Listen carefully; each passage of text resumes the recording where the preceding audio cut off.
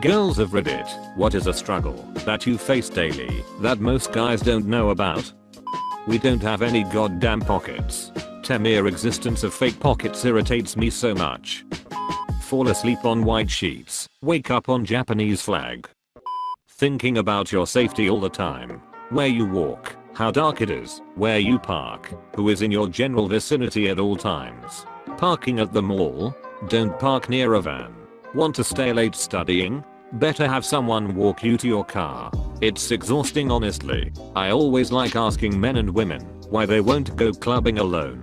The answer reveals gender differences. Men would say it's because it's not fun/lame if they go on their own. Women will always say that it's not safe. Oh, and to add to your list, always watch your drink. You need to run for the bathroom and not sure if you can handle chugging down the drink. Looks like you're trashing that drink and buying another one. Clubbing and your friends are going to the bathroom? Better go in a group so you don't end up alone.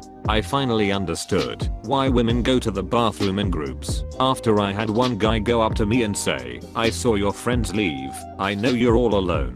If that was supposed to be a pickup line, it's the worst ever. The library is emptying out. Better leave so you don't end up alone. This and more. I've done the online dating thing, and there's a whole level of safety that I have to think about that I don't think most guys are aware of. I have to make sure we meet in a public place, make sure to call a friend and let them know where I am and what the guy's name is, etc etc. And a few guys have given me grief if I say I don't want to go home with them immediately after the first date, or they don't understand why I'll only have one drink with them and don't let myself get tipsy. It's all those little rules I have to follow, because if heaven forbid I break one of those rules and something happens, then I will get the absolutely endless barrage of, "Well, you shouldn't have been drinking," or "What did you think would happen if you went back to his place," etc. It's not that I think any particular guy I'm on a date with is necessarily dangerous. I wouldn't go out with someone if it didn't feel safe in the first place. It's just that you never know, so I try to be cautious. A lot of guys really don't appreciate the level of trust it takes to meet up with a stranger you met online. Painting your nails with your non-dominant hand. The struggle is real. If I happen to run a few errands or God forbid go to school or work without my coupon, and I run into someone I know, I get, "Hey, are you okay? You look sick." And then when I do wear my coop and I look all cute and presentable, I'll hear, "Yeah, guys definitely like the natural look better." Upset face. It's a catch-22, but you're still a catch. Shaving my kneecaps. 25 years of practice, and I'm still awful at it. I'm convinced knees exist in more dimensions than we can see. While in the shower, I could probably spend an hour alone running the razor over my kneecaps, and there would still be hair there. Maybe not skin, but the hair would be there. Anything and everything you do with the opposite sex can, and probably will at some point, be interpreted as being at ease, or leading him on. Not even always by the guy, often it's his friends, his other female friend, whoever may benefit from pretending there's a victim in any/every situation where two dexes gather. And please don't get me wrong, women are just as brutal toward each other as anyone else with this shit. I've had wonderful guy friends drop me because when they finally made a move, I made it clear I just want to be friends. I never felt like I did anything to give them any idea that I had feelings for them. Probably the worst thing about being a girl. And then they get a girlfriend, we become friends again, and I get shit from the girlfriend about trying to steal him. Which, I had the opportunity which I didn't take, so you're welcome. I hate this. I get along really well with guys and enjoy having them as friends. I think it is because there isn't that creepy competitive thing women get with each other, but then sometimes I find out that some particular guy really just wants to sleep with me, and then I feel stupid for imagining that he might actually find me interesting as a human being, beyond just being a potential dex partner. I'm 44 old, and this happens to me recently with a guy who must be at least 60. For real. It never ends. What I like to call body maintenance, shaving, moisturizing, makeup, finding bras that fit, periods, etc etc. I know guys have upkeep as well, but from what I've seen from my roommate it's just shave, shower, deodorant.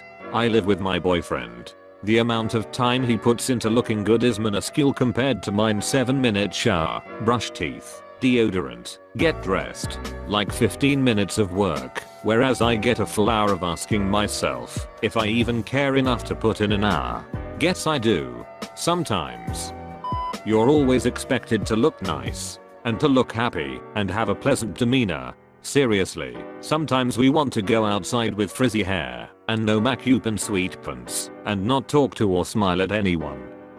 There are no girl clothes anymore that are actually functional, and on top of that, they are just getting ridiculous. Want a sweater for winter? Best I can do for you is a thin, long-sleeved crop top. Need a nice dressy shirt for work?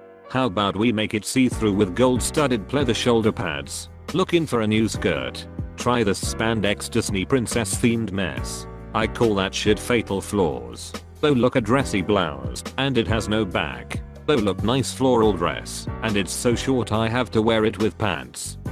When a guy's being nice to you, wondering if he's really a nice guy and you should accept, or he wants something in return and you should decline. This goes for bosses offering to meet up to discuss your career, a headhunter who wants to meet up with you after work to discuss career opportunities, a friend who insists on helping you move, your coworker offering to cover for your, etc. Very true. And you're either being conceited for assuming he's into you, or you're cruel for leading him on. Shout out to the real nice guys who make their intentions known and don't do favors expecting things in return. Probably the things we do to try and stay safe at night / sketchy places. Not going out alone, always being aware of other people, etc.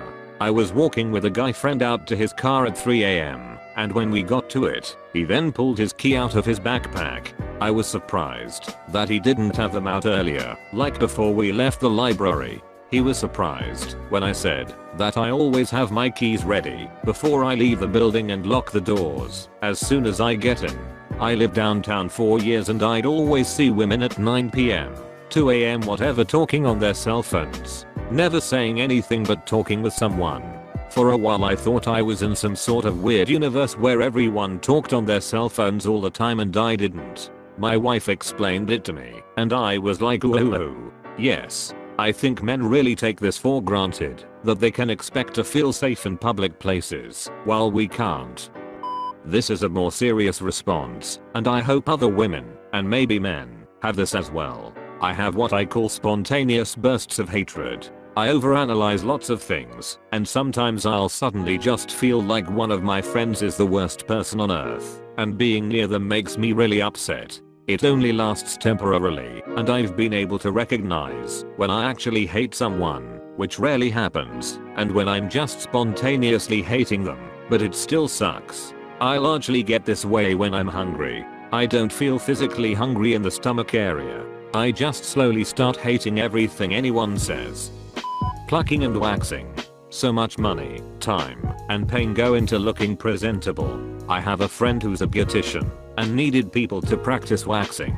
I volunteered cause I thought it would be funny to get my legs waxed. I happen to be an extremely hairy man, and after the third strip of my inch-long leg hair was violently torn from my flesh did I realize, no it's not funny, it just hurts a lot. So now I have no hair on my lower legs, but a carpet everywhere else.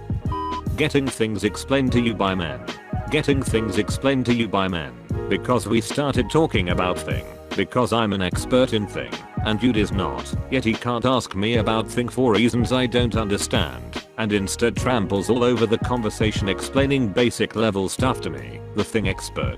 This conversation could be a lot more interesting, and you'd know more about the thing afterwards, if you'd let me talk, dude. This is also called mansplaining, or being a giant bore. Disclaimer, many of these dudes just have a bad case of narcissistic Dunning-Kruger syndrome and will do this to anybody, not just women and or experts. Men are really bad about doing this to other men too, but they are extra bad about it with women.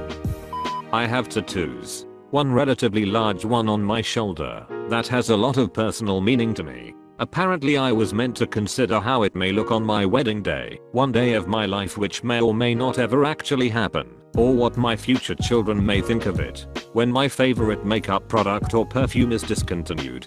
Having to think about a whole outfit. When I buy one item of clothing I point do I have shoes / a bag / accessories to go with this. The only contraceptive pill that works for me is expensive because its lack of side effects are a luxury. It is significantly more expensive to have anything done to my hair compared to a man.